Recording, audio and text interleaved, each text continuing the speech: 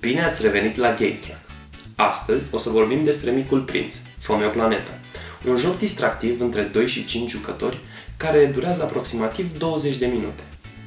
Jocul conține cartonașe care, așezate în formă de pătrat, formează o planetă. Interesant este ce detalii se află sub fiecare cartonaș.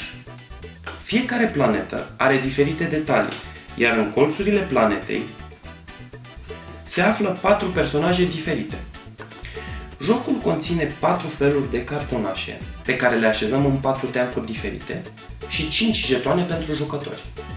Dacă sunt 5 jucători, jucați cu toate cartonașele.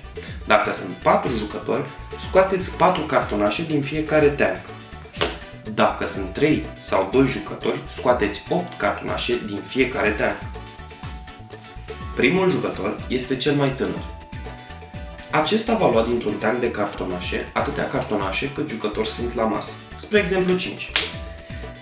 Le va așeza cu fața în sus și va alege unul dintre aceste cartonașe.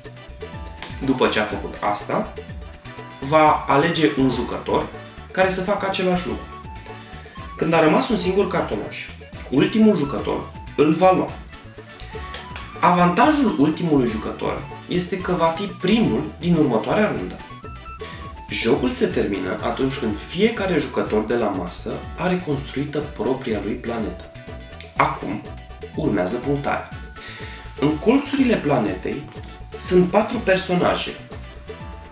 Personaje care îți vor oferi puncte. Sunt și câteva detalii pe care merită să le menționăm. Nu ai voie să ai mai mult de 2 copaci baobab. Dacă ai 3, toate cartonașele cu baobab se întorc și pierzi puncte. La final contează și câți vulcani are fiecare pe planetă. Se vor pierde tot atâtea puncte din scorul final. În regulamentul jocului veți găsi încă 2 variante de joc. Regulile pentru jocul în 2 și varianta cu personajele ascunse. Este un joc plăcut, rapid și distractiv. Veți adora să vă petreceți timpul în compania Micului Prinț. Distracție plăcută! Pe curând!